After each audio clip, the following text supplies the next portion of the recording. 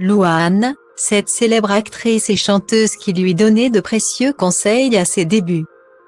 Dimanche 22 janvier 2023, Louane était invitée dans l'émission Foudre sur RTL2.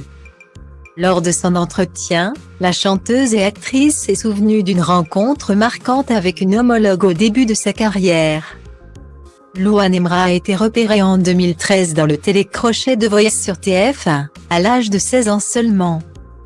Un an après avoir participé à l'émission, elle a obtenu le premier rôle du film La famille Bélier.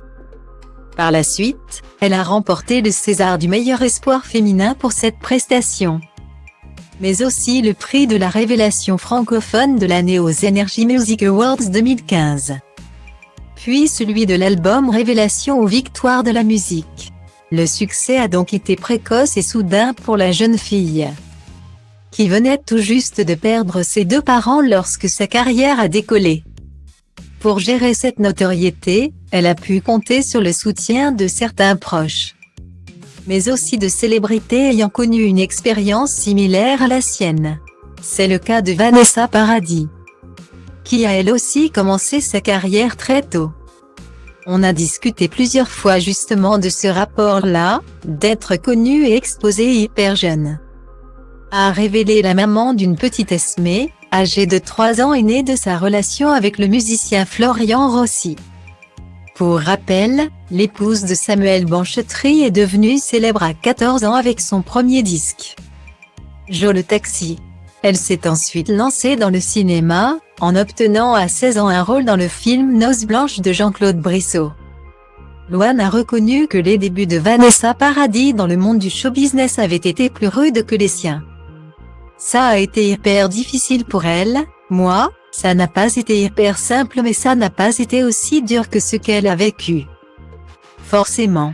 C'est dû au fait qu'elle était plus jeune que moi déjà, c'est dû à l'époque et à plein d'autres choses, a-t-elle expliqué.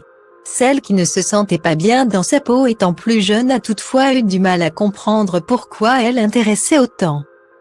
Et d'un coup, les mondes de la musique et du cinéma, les victoires de la musique et les Césars c'était le même mois.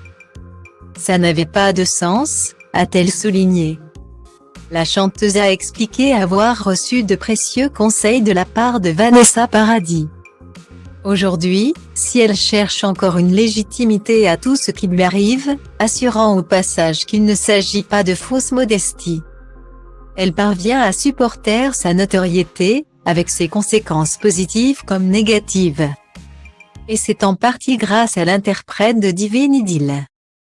Mai peste tot, mai puțin pe strada mea, mă întreb, nu fi cumva din cauza ta. Dai senzație de fetiță cu mințică, dar ești vulcanică la pat, ne-a șoptit o păsărică. Și că-ți fac băiețire așa ca mine, care știu să aibă grijă de o fetiță așa ca tine. Ești discretă, distantă, distrugătoare, de la școala virgin la șmecher cu burta mare. Faci lumea întreagă să întoarcă după tine ca tu și să se uite urât la mine pentru faptul că ți-am dat lumea peste cap când ți-am intrat în pat.